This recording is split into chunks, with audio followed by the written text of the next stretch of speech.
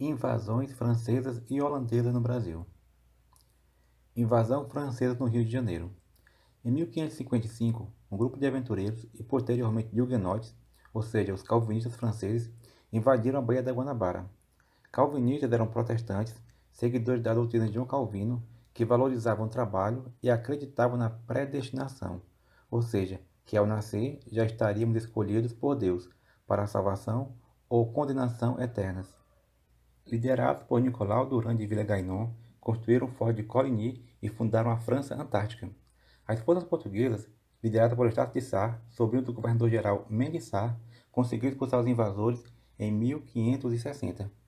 No entanto, vários franceses continuaram a luta no continente e, aliados com os índios tamoios, resistiram, até finalmente serem expulsos em 1567. No contexto desse confronto foi fundada a cidade do Rio de Janeiro, por Estácio de Sá, que morreu vítima de ferimentos na guerra. Invasão francesa no Maranhão. Em 1612, o governo francês organizou uma expedição para invadir o Nordeste brasileiro, no atual estado do Maranhão. Liderados por Daniel de Latouche, os franceses fundaram o Forte de São Luís em homenagem ao rei da França, Luís XIII. Os franceses buscaram fazer aliança com os índios tupinambás da região, buscavam catequizá-los e lhes atribuíam nomes cristãos. As forças portuguesas, lideradas por Jerônimo de Albuquerque, derrotaram os franceses em 1615. Invasões holandesas no Brasil. As causas das invasões holandesas no Brasil estão relacionadas à União Ibérica, de 1580 a 1640, quando Portugal e Espanha uniram politicamente seus reinos. Na época, a Espanha, um país católico, estava em guerra com a Holanda, um país protestante, por motivos religiosos e políticos. No caso, a luta pela independência dos Países Baixos. No entanto, os holandeses eram aliados dos portugueses e financiavam a produção de cana-de-açúcar no Brasil. Devido à União Ibérica, os espanhóis decidiram proibir o comércio com a Holanda. Os holandeses não quiseram ficar no prejuízo e criaram a Companhia das Índias Ocidentais para financiar expedições ao continente americano. Invasão holandesa em Salvador, 1624 a 1625. Em 1624, os holandeses, liderados por Jacob Wilkens, invadiram a então capital do Brasil, Salvador, na Bahia. A população fugiu para o interior e a cidade foi governada pelo fidalgo holandês Johan van Dort. Em 1625, a Espanha enviou uma armada com 52 navios e 12 mil homens que conseguiram expulsar os holandeses de Salvador. Invasão holandesa em Pernambuco, de 1630 a 1654.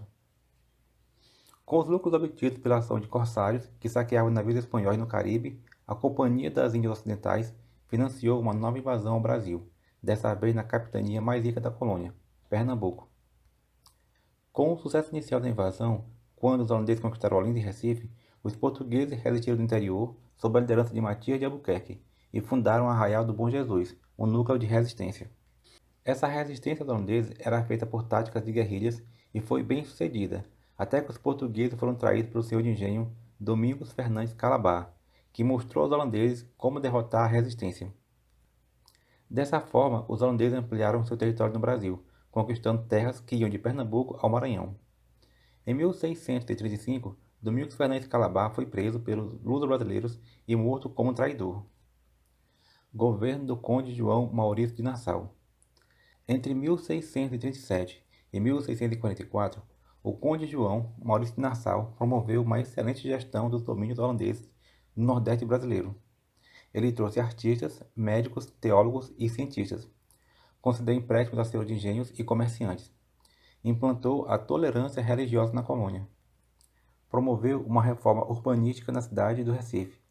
Organizou serviços públicos como bombeiros e coleta de lixo.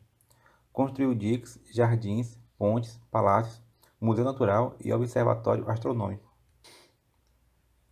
A insurreição pernambucana. Os sucessores de Maurício de Nassau decidiram oprimir os habitantes da colônia cobrando dívidas atrasadas. Os luso-brasileiros revoltaram-se e organizaram as lutas para expulsar os holandeses do Brasil. Destacaram-se nessa luta personagens como André Vidal de Negreiros, Henrique Dias e Felipe Camarão, líderes que historicamente simbolizam as três etnias que formaram nosso povo: brancos, negros e índios. Os luso-brasileiros venceram os holandeses nas duas batalhas do Guararapes, em 1648 e 1649, fato decisivo para a expulsão dos invasores. Os holandeses finalmente se renderam em 1654 na capitulação do Campo do Taborda. Pelo acordo, muitos holandeses puderam permanecer no Brasil.